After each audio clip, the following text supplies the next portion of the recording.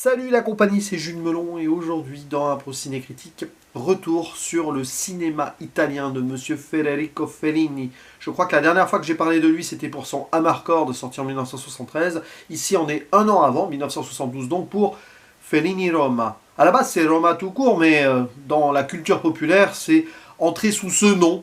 Cette, on va dire, fresque absolue autour de la ville de Rome, entre réalité et fiction, c'est du cinéma, c'est pas un documentaire, mais avec une narration particulière. Et même au niveau du casting, difficile de citer une personne en priorité par rapport à une autre. Paradoxalement, le monsieur que l'on voit le plus, c'est sa version à 18 ans, hein, même s'il n'est jamais vraiment nommé ainsi, c'est Fellini à cet âge-là, qui est interprété par Peter González Falcón. Sinon, on va reconnaître vraiment Fellini en 1972, donc quand il tourne sur une séquence en particulier, voire deux, et d'autres acteurs, actrices, peut-être que vous avez déjà vu, notamment chez Pier Paolo Pasolini, Franco Citti, qui est là, alors qu'il ne joue pas lui-même, mais un client d'un restaurant dans les années 30, mais alors par contre dans son propre rôle, et ce sera son dernier au cinéma, la Mariani, Anna Mariani, qui fait ses adieux ici à l'écran en rentrant chez elle. C'est assez intense quand même comme idée, puisqu'elle décédera un an après,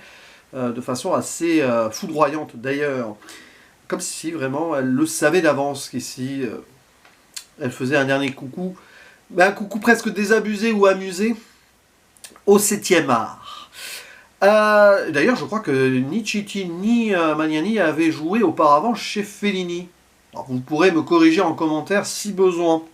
L'histoire, si on a une, c'est que nous allons suivre Rome entre la fin des années 30, où Fellini donc débarque réellement dans sa vraie vie, hein, vers l'âge de 18 ans donc dans la ville, venant de sa province, et les années 70 du moment du tournage, voir l'évolution de cette ville en écho avec son passé architectural et historique, bien sûr. Donc c'est Rome à travers les âges, dans un film qui tutoie le réel, et qui est très dans la fiction aussi, avec même certaines scènes qui paraissent tournées sur place, qui ont été reconstituées en studio, à la Cinecittà, j'imagine, pour la plupart des scènes particulières, mais habituelles déjà dans le cinéma d'un Fellini, qui avait fait cela, tutoyer le réel et la fiction, et tourner pas mal en studio, alors que pourtant on croirait que c'est que du décor réel, dans la Dolce Vita, 9 ans avant, hein, si je ne me trompe pas.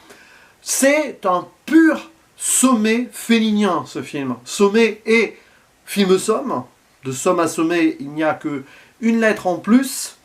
Et c'est remarquable. Alors par contre, n'y voyez pas donc une narration habituelle. C'est plutôt presque un film à sketch qui va parler donc de scènes dans les années 30, puis sur le moment du tournage dans les années 70, puis années 30, 70. On fait des va-et-vient comme cela, avec des moments très marquants, très marqués, qui sont presque, pas surréalistes, hein, faut pas abuser, mais qui tutoient une écriture très réfléchie et fantasmée, parce que déjà, bah, c'est marrant parce que c'est presque bien que je l'ai vu avant, dans Amarcord, qui suivra, il faisait cela, Fellini, sur son enfance en province, autour de la ville de Rimini, où il relatait des vrais souvenirs, mais en même temps il les fantasmait, il en faisait du cinéma. Et c'est très intéressant ici de voir que ce Fellini Roma s'ouvre sur ce moment en province dans sa jeunesse, très rapidement au départ, pour marquer ici aussi l'omniprésence d'un fascisme lié aux arts et à la récupération historique. Le fameux salut romain, vous connaissez l'histoire, et en plus ça résonne dans l'actualité maintenant, hein. Bref, pas de commentaires à ce sujet. Mais cette idée-là, on le voit plus ou moins enfant, face au théâtre, face au cinéma, et après, enfin enfant oui, plus ou moins, puis très vite il arrive avec un train dans cette ville de Rome, vers l'âge de 18 ans, où il est accueilli par une famille un peu extravagante. Là on a le côté fellinien aussi, on l'a déjà vu avant, ou après, si vous voulez, et après ben, on déroule ce qui se passe, c'est-à-dire les premiers moments de ce Fellini-là, de fiction, mais peut-être un peu réel aussi.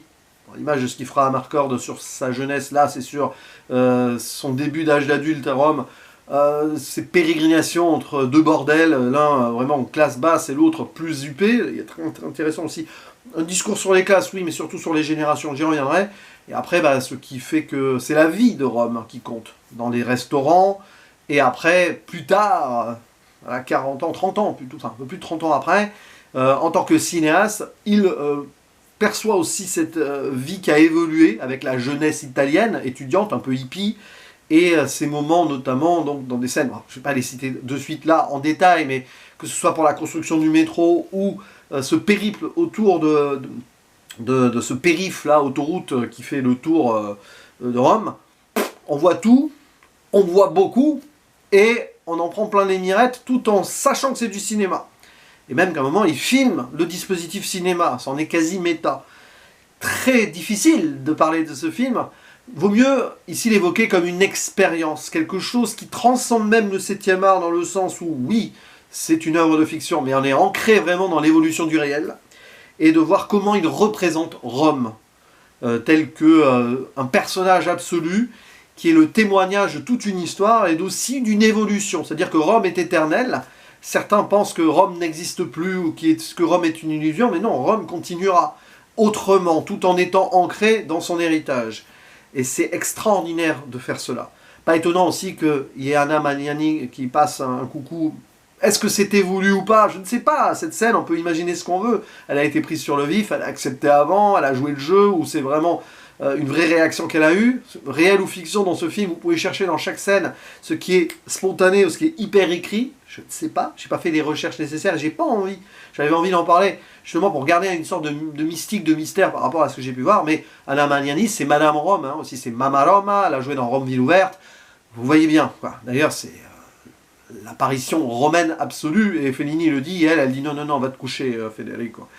C'est très, très, très ironique. Et c'est très triste aussi, hein, quand on sait qu'elle quittera ce monde l'année d'après. Mais oui, après, c'est hyper riche thématiquement, ce film.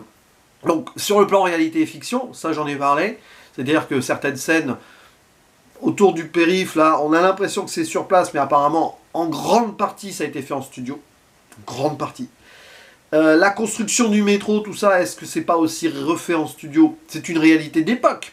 On construisait, je crois, c'était la 3e ligne à l'époque, mais à chaque fois c'était interrompu parce qu'on tombait sur des architectures, des vestiges, donc forcément, l'histoire avant tout, hein, le passé, pour pas tout détruire, qui faisait que ça ralentissait encore. Et je crois que de nos jours, encore à Rome et aux alentours, c'est compliqué, des fois on tombe sur des vestiges, et du coup ça arrête certains projets, comme quoi la modernité ne peut pas prendre le dessus sur tout, même si à certains moments on a l'impression qu'elle le fait.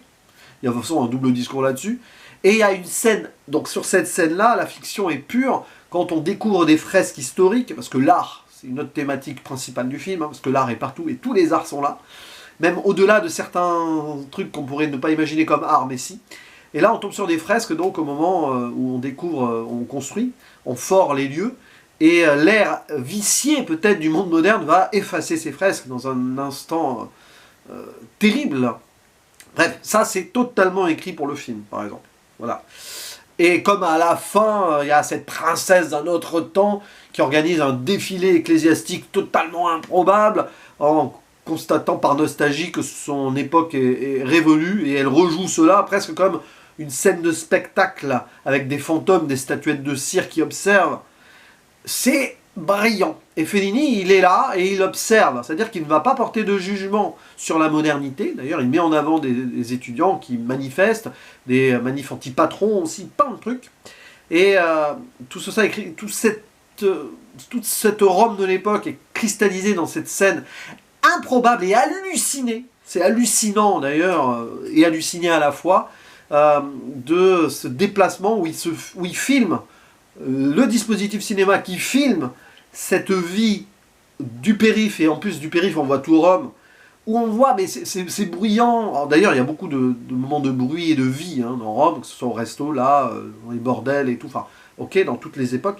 Mais là, on est là, il y a des moments, c'est fou, quoi. Bon, la pluie, là, avec limite une inondation sur la route, le brouillard, la brume félinienne, hein, qui sera là dans la Marcord, qui était là avant, et ces gens qui sont autour, à côté, qui observent, peut-être des prostituées, parce qu'il y a aussi toujours la prostituée félinienne qui gravite dans le film, les gens sur la route, un bus de supporters, même un cheval, des accidents, des animaux morts sur la route, tout ça, là on voit que c'est reconstitué en plus. Mais qu'est-ce que c'est fort! Qu'est-ce que c'est fort, ça! Des gens qui râlent, des gens qui observent, des gens à travers la buée de leurs vitres dans les voitures. ces gens qui rejoignent Rome, qui essayent d'en sortir, et ça gravite, et ça gravite. Et le film gravite dans Rome et autour de Rome, c'est assez particulier, et même à travers le temps romain. Donc le temps romain du passé, vieux passé, bien sûr, passé récupéré par certains régimes, passé déterré, passé remis donc à la modernité, ou détruit par la modernité. Et d'ailleurs, la fin du film est particulière là-dessus. Et l'idée des générations aussi. Fellini a été jeune à 18 ans et découvrait un autre monde. Fellini, 30 ans plus tard, a donc presque 50 ans et voit un autre Rome. Et il y a des gens qui sont plus âgés que lui, comme cette dame Aristo à la fin, qui doit avoir 70 et quelques, et qui ne voit plus Rome. Voilà. Et des gens qui râlent aussi devant cette jeunesse hippie et tout, et qui ne reconnaissent plus leur Rome. Mais Fellini, lui, non seulement il reconnaît Rome, il accepte un nouveau Rome et reconnecte ce Rome à son passé fantasmé peut-être, à une forme de réalité qui est très cinéma. Dans la photographie, c'est très cinéma. C'est pour ça que c'est pas du tout un documentaire. De toute façon, à partir de là, même dans les moments du présent, c'est pas du documentaire, ça se voit. Pourtant, ça s'approche de cette réalité-là. Et beaucoup de gens, le voyant à l'époque, ou après, ont cru que c'était vraiment des scènes absolument prises sur le volet. Comme cette fête à la fin, est-ce que c'est vraiment tourné le temps d'une fête ou non, peut-être, ou pas, ou c'est que des figurants. Ça, j'ai même pas envie, voilà, de creuser là-dessus pour l'instant. Je pourrais faire mon archéologie derrière, comme on le fait à Rome souvent, pour creuser donc la vérité de ce film, mais parfois il faut sortir de toute forme de vérité et accepter l'expérience. Donc c'est splendide. Et donc ce discours sur les générations, bien sûr, j'en ai parlé, jusqu'à la fin, il n'y a pas de spoil, hein, mais à la fin ça s'ouvre sur ces motards, ces jeunes, et on va vers l'avenir, on questionne l'avenir, que deviendra Rome après, est-ce que Rome continuera à vivre, est-ce qu'on n'est pas trop nombreux, il y a déjà ce questionnement de l'époque là aussi, et ces motos qui tournent autour là, et qui presque essayent d'encercler les vestiges, et en même temps leurs ombres se projettent sur des statues, il y a le Colisée, on en sort et on finit sur une route pour une ouverture. C'est magnifique ça. Fellini il fait confiance peut-être aussi à la jeunesse, il les laisse vivre, il les laisse libres d'une certaine façon. Et bien sûr, les arts, tous les arts sont là. Alors c'est Fellini absolu, il n'a eu de cesse que de commenter le domaine artistique, il le fera jusqu'à la fin de sa carrière. Moi quand j'ai découvert Fellini avec la Strada, c'était ça, hein, l'art de la rue, le cirque et tout. Il fera un film hein, qui s'appelle, je crois, Les Clowns. Hein. Si je ne me trompe pas, c'est lui hein, qui l'a fait. Bon, je ne l'ai pas vu encore, on verra. Et là, tous les arts y passent. La musique, le chant, les danses, bien sûr, même défilé de mode, l'architecture, bien sûr. Et tout. Peut-être pas trop la littérature, c'est vrai. Peut-être un peu moins ça, mais. Il y a aussi l'art corporel, dans tous les sens du terme. C'est-à-dire que même la prostitution est montrée comme une sorte de mise en avant du corps, les corps féliniens, notamment de ces femmes très plantureuses, bah, on les a déjà vus, hein, ces prostituées-là, avant ou après, où il y a une dame, une sorte de, je sais pas si c'était pas une boulangère, une buraliste et tout, dans un Marcord, qui avait quand même une grande poitrine, et avant il y avait la Saragina, par exemple, dans 8 et demi, toujours ça. Et bon, ça fait partie peut-être de ces fantasmes, aussi, qui sont restés, mais pour lui c'est de l'art aussi. Il montre cela, c'est aussi un questionnement sur le voyeurisme à travers l'art. C'est-à-dire qu'il a conscience que ce qu'il fait là, il montre, hein, à l'époque, des poitrines et tout, il le sait, il se dit, bon, voilà, je le fais, mais au final, quel est le spectacle? D'ailleurs, il filme à un moment des prostituées qui montrent leurs seins très au fond du cadre, au fond du champ, et de dos, on voit ces hommes qui observent. C'est nous les spectateurs aussi. Donc il nous met face à notre propre observation. Et donc on est dans la mise en scène et la réflexion même sur le spectacle, tous les spectacles. C'est d'une richesse absolue, hein, ce Fellini Roma, je pourrais en parler pendant des heures potentiellement, il faudrait que je le revoie aussi. Même l'art culinaire y passe, l'art de la vie tout simplement, parce que c'est plein de vie comme film, tout simplement. Il y a des choses, on va pas essayer de comprendre ce qu'ils se disent et pourquoi, mais on voit que ça existe. Et la vie dans tous ces domaines, la vie sous le fascisme, c'est pas facile, mais les gens s'en accommodaient quand même pas mal, ça on le verra dans la Marcord hein, encore. Et après, la vie soi-disant moderne, mais les gens qui ont quand même une certaine nostalgie dans le passé, mais lequel le passé? La question est quand même posée quand on commence le film sous l'occupation fasciste, la domination fasciste, clairement. Et l'Empire romain, qui était une forme aussi indirecte de fascisme, de toute façon, hein, sur certains empereurs. Donc, voilà, questionnement aussi de la liberté là-dedans. C'est pour ça qu'il ouvre sur une idée de liberté à la fin, je pense, avec la nouvelle génération.